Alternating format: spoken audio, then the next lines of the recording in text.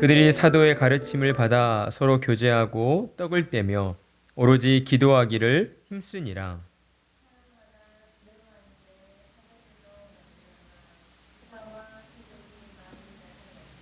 믿는 사람이 다 함께 있어 모든 물건을 서로 통용하고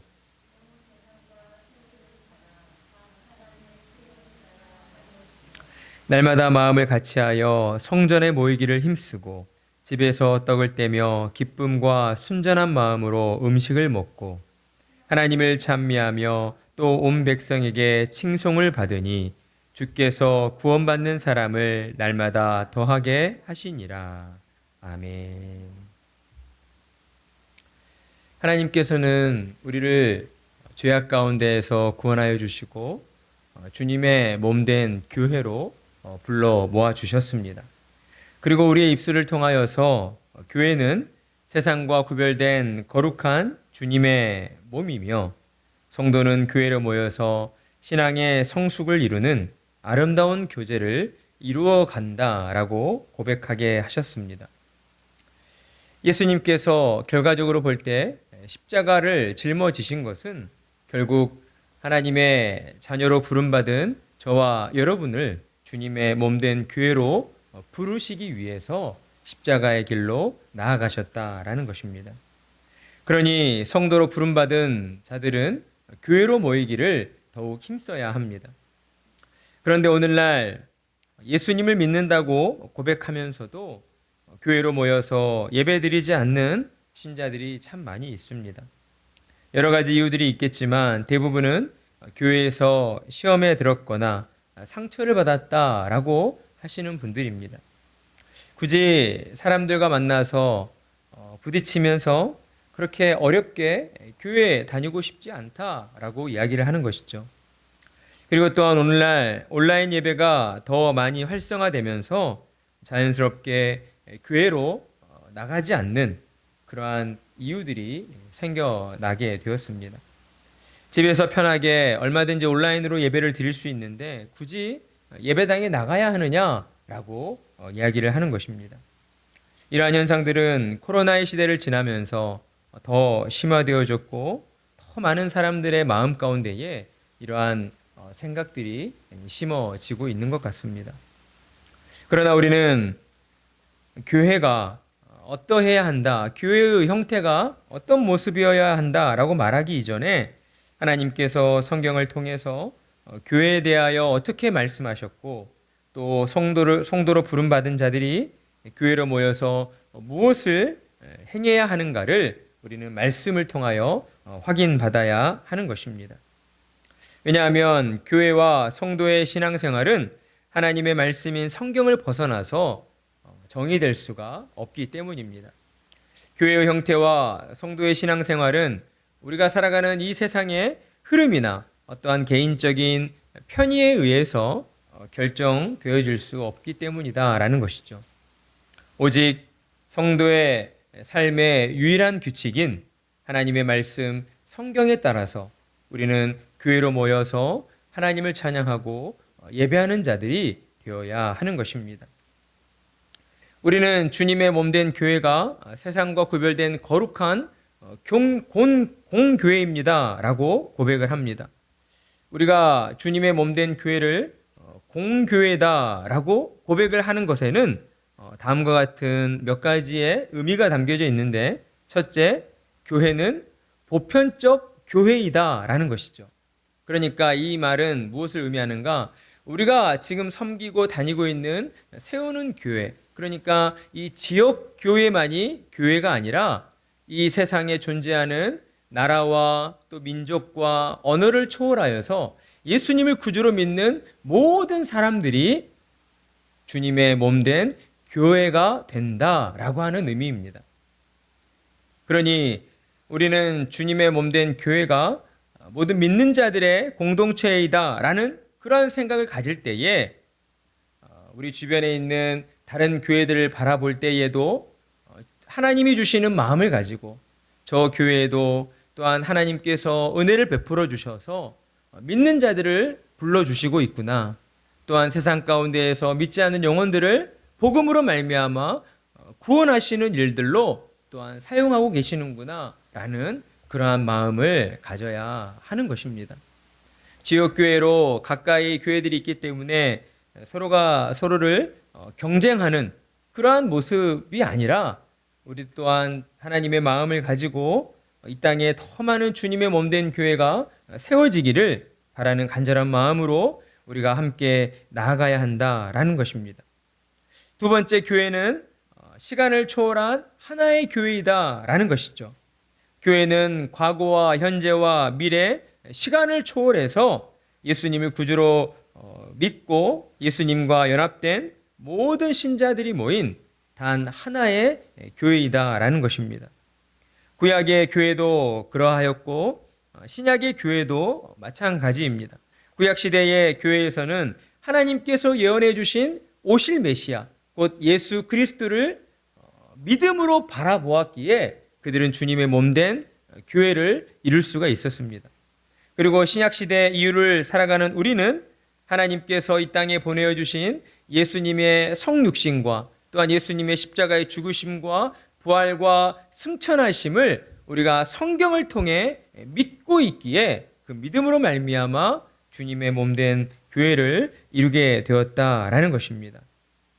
그리고 하나님께서는 지금 이 순간에도 하나님의 택하신 한 영혼을 주의 몸된 교회로 부르시기 위하여 또한 저와 여러분을 사용하고 계신다라는 것이죠.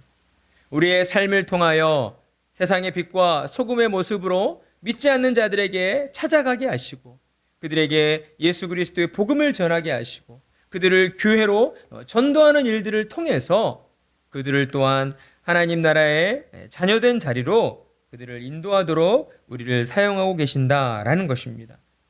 하나님께서는 민족과 언어와 문화와 삶의 형태 모든 것이 다르지만 오직 예수를 구주로 믿는 그 믿음을 가지고 우리 모두를 주님의 몸된 교회로 불러 모아 주신 것입니다.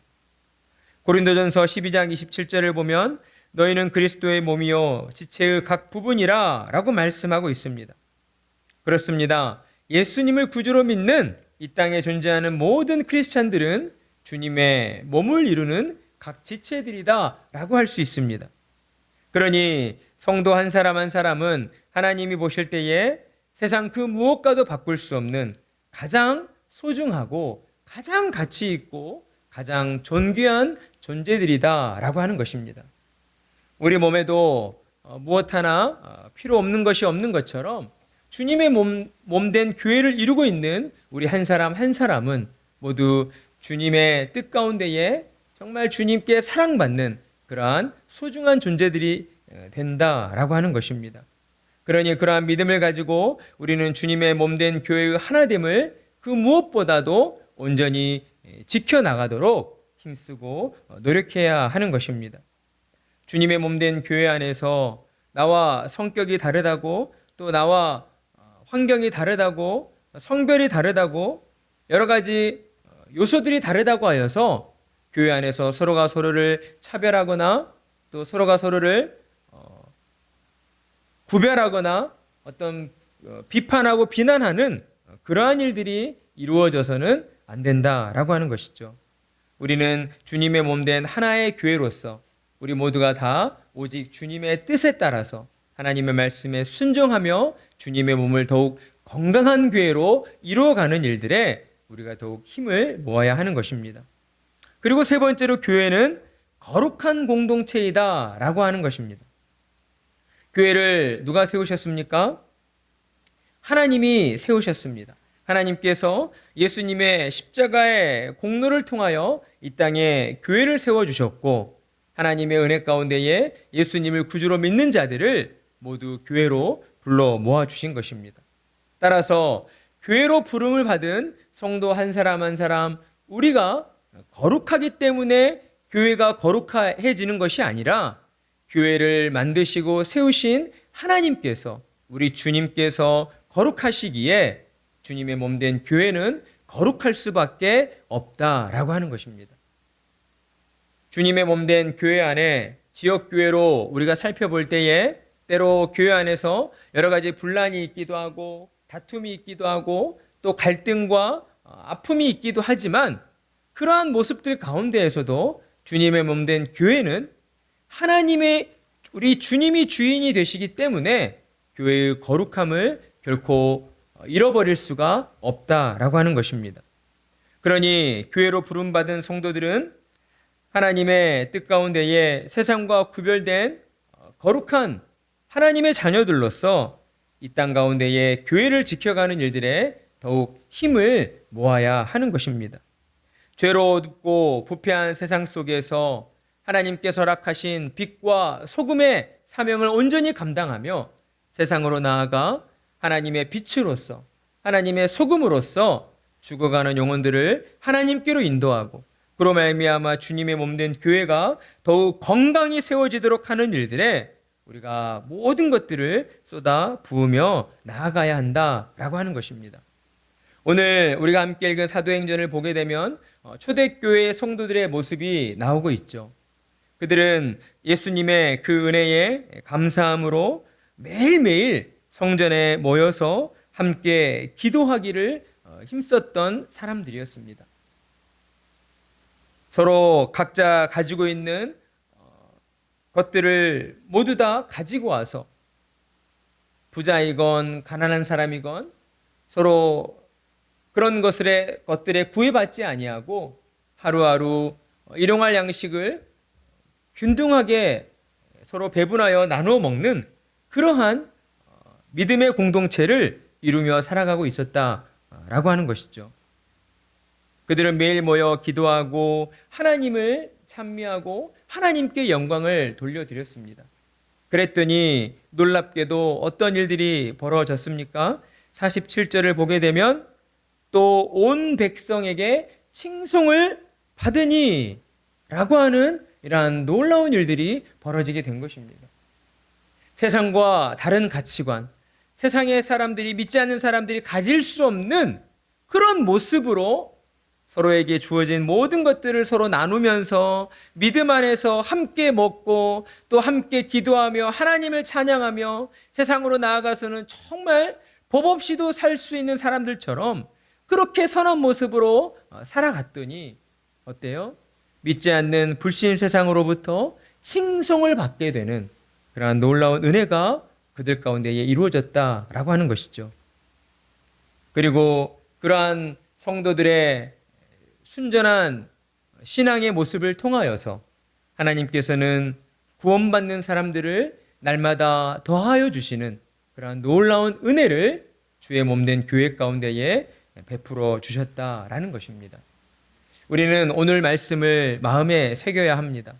우리 또한 이 땅 가운데에 주님의 몸된 교회의 지체들로서 주의 몸을 더욱 강건히 세워가는 일들로 부름을 받은 자들이다 라고 하는 그러한 사명감을 가져야 한다라는 것이죠. 우리가 세상 가운데에 빛과 소금의 역할을 온전히 감당해야 하는데 그러하기 위해서 우리는 무엇보다도 주님의 몸된 교회로 모이기를 더욱 힘써야 하는 것입니다. 날마다 함께 모여 기도해야 되고 하나님을 찬송하고 하나님을 찬미하는 그러한 일들을 통하여서 우리의 영혼은 하나님이 주시는 은혜로 더욱 충만함을 얻게 된다라는 것이죠. 하나님이 우리에게 은혜를 베풀어 주시면 어떤 일이 벌어집니까? 오늘 우리가 함께 읽은 본문의 말씀처럼 우리가 세상으로 나아가서 믿지 않는 사람들로부터 칭송을 받게 되는, 높임을 받게 되는 그러한 놀라운 일들이 벌어지게 되는 것입니다. 날마다 오직 주의 몸된 교회로 열심으로 모여서 기도하기를 힘쓰고 하나님의 말씀을 듣고 하나님께 영광 돌려드림으로써 모든 삶 가운데에 빛과 소금으로 하나님께 영광 돌려드리며 쓰임받으며 살아가시는 복된 성도님들이 되시기를 간절한 마음으로 축복합니다. 아멘.